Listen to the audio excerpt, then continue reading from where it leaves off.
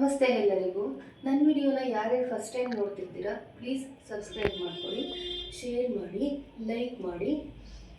ಇವಾಗ ನಾನು ತೊಗೊಂಡು ಬಂದಿರುವಂಥ ವಿಷಯ ಸ್ಟೋರಿ ಟೆಲ್ಲಿಂಗ್ ಕತೆ ಹೇಳೋದ್ರಿಂದ ಮಕ್ಕಳಿಗೆ ಏನೇನು ಉಪಯೋಗ ಇದೆ, ನಾವು ಯಾಕೆ ಕತೆಗಳನ್ನ ಹೇಳಬೇಕು ಅನ್ನೋದನ್ನ ನೋಡೋಣ ಬನ್ನಿ. ಫಸ್ಟ್, ಮಕ್ಕಳಲ್ಲಿ ಸ್ಟೋರಿ ಕೇಳೋದ್ರಿಂದ ನಾವು ಸ್ಟೋರಿನ ಹೇಳೋದ್ರಿಂದ ಮಕ್ಕಳಲ್ಲಿ ಕಾನ್ಸಂಟ್ರೇಷನ್ ಜಾಸ್ತಿ ಆಗುತ್ತೆ. ಮಕ್ಕಳಿಗೆ ಏಕಾಗ್ರತೆ ನಾವು ಕೇಳಬೇಕು ಅಂದರೆ ಸುಮ್ಮನೆ ಏಕಾಗ್ರತೆಯಿಂದ ಬೇರೆ ಕಡೆ ಯಾವುದೇ ಕಡೆ ಜ್ಞಾನ ಕೊಡ್ದೇನೆ ಮಕ್ಕಳು ಕೇಳಿಸ್ಕೊತಾರೆ. ಅದಾದಮೇಲೆ ಇಂಟ್ರೆಸ್ಟಿಂಗ್, ಮಕ್ಕಳಲ್ಲಿ ಒಂದು ಇಂಟ್ರೆಸ್ಟ್ ಇರುತ್ತೆ. ಸಂಜೆ ಅಮ್ಮ ಕತೆ ಹೇಳ್ತಾರೆ ಇವತ್ತು, ಅಮ್ಮ ಸಂಜೆ ಕತೆ ಎಷ್ಟು ಗಂಟೆಗೆ ಹೇಳ್ತೀಯಾ, ನಾನು ಎಷ್ಟು ಗಂಟೆಗೆ ರೆಡಿ ಆಗಬೇಕು, ಎಷ್ಟು ಗಂಟೆಗೆ ಊಟ ಮುಗಿಸ್ಕೋಬೇಕು, ಎಷ್ಟು ಗಂಟೆಗೆ ನಾನು ಹೋಮ್ವರ್ಕ್ಗಳನ್ನ ಮುಗಿಸ್ಕೋಬೇಕು ಅಂತ ಮಕ್ಕಳು ಕೇಳ್ತಾರೆ.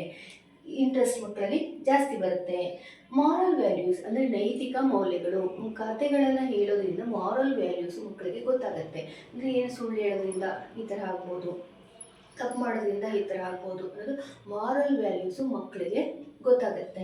ಅದಾದಮೇಲೆ ಲ್ಯಾಂಗ್ವೇಜ್ ಡೆವಲಪ್ಮೆಂಟ್, ನಾವು ಯಾವ ಲ್ಯಾಂಗ್ವೇಜಲ್ಲಿ ಬೇಕಾದರೂ ಹೇಳ್ಕೊಡ್ಬೋದು. ಭಾಷೆಯ ಬೆಳವಣಿಗೆ, ಯಾವ ಭಾಷೆಯಲ್ಲಿ ಬೇಕಾದರೂ ಹೇಳ್ಕೊಡ್ಬೋದು, ಆ ಭಾಷೆಯಲ್ಲಿ ಮಕ್ಕಳಿಗೆ ಬೆಳವಣಿಗೆ ಆಗುತ್ತೆ, ಭಾಷೆಯ ಬೆಳವಣಿಗೆ ಆಗುತ್ತೆ.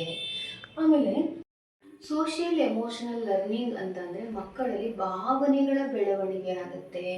ಮತ್ತು ಟೈಮಿಂಗ್ಸ್, ಮಕ್ಕಳಿಗೆ ಸ್ಟೋರಿನ ಯಾವ ಟೈಮಿಂಗ್ಸಲ್ಲಿ ನಾವು ಹೇಳಬೇಕು ಅಂತ ಅಂದರೆ ಮಕ್ಕಳು ನಿದ್ದೆ ಮಾಡುವಂಥ ಟೈಮ್ನಲ್ಲಿ ಸ್ಟೋರಿನ ನಾವು ಹೇಳುವಾಗ ಮಕ್ಕಳಿಗೆ ನಿದ್ದೆ ಚೆನ್ನಾಗಿ ಬರುತ್ತೆ. ಮತ್ತು ನಾವೇನಾದರೂ ಒಂದು ವಿಷಯ ನಾವು ಮಕ್ಕಳ ಜೊತೆ ಶೇರ್ ಮಾಡಿದಾಗ ಆ ವಿಷಯನ ಮಕ್ಕಳು ರಾತ್ರಿ ಎಲ್ಲ ಮೆಲ್ಕಾಗ್ತಾ ಇರ್ತಾರೆ. ಆ ಮಕ್ಕಳಲ್ಲಿ ಒಳ್ಳೆ ಪಾಸಿಟಿವ್ ಎನರ್ಜಿ ಬಿಲ್ಡ್ ಆಗಿರುತ್ತೆ. ನಾವು ಯಾವಾಗಲೂ ಮಕ್ಕಳಿಗೆ ಪೂರಕವಾದಂಥ ಸ್ಟೋರಿಗಳನ್ನೇ ಹೇಳ್ತಾ ಹೋಗಬೇಕು. ಮಕ್ಕಳಿಗೆ ಬೆಳವಣಿಗೆಗೆ ಪೂರಕವಾದಂಥ ಸ್ಟೋರಿನ ನಾವು ಹೇಳಬೇಕು. ನಮ್ಮ ಅಜ್ಜಿ ತಾತಂದಿರು ಸ್ಟೋರಿ ಹೇಳುವಾಗ ನಾವು ಕಾಯ್ತಾ ಇದ್ವಿ, ಅಜ್ಜಿ ಯಾವಾಗ ಸ್ಟೋರಿ ಹೇಳ್ತೀರಾ ಹೇಳಿ ಅಂತ. ಮಕ್ಕಳು ಅಜ್ಜಿ ತಾತಂದ್ರನ್ನ ಇಷ್ಟಪಡ್ತಿದ್ರು. ಸೊ ಹಾಗಾಗಿ ಮಕ್ಕಳು ಮತ್ತು ಪೇರೆಂಟ್ಸ್ ಬಾಂಧವ್ಯ ಚೆನ್ನಾಗಿರಬೇಕು ಅಂದರೆ ನೀವು ಒಂದೊಂದು ಸ್ಟೋರಿ ಹೇಳಬೇಕಾಗತ್ತೆ.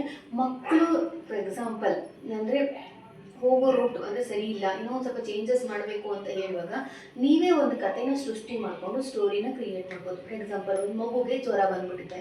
ಆ ಜ್ವರ ಬಂದಿದೆ ಅಂತ ಅಂದಾಗ ನಾವೇನು ಮಾಡಬೇಕು, ಸಿರಪ್ ಕುಡಿದ್ರೆ ಹುಷಾರಾಗುತ್ತೆ ಅನ್ನೋದು ಒಂದು ಮಗುಗೆ ಮೈಂಡ್ ಸೆಟ್ ಮಾಡಬೇಕು.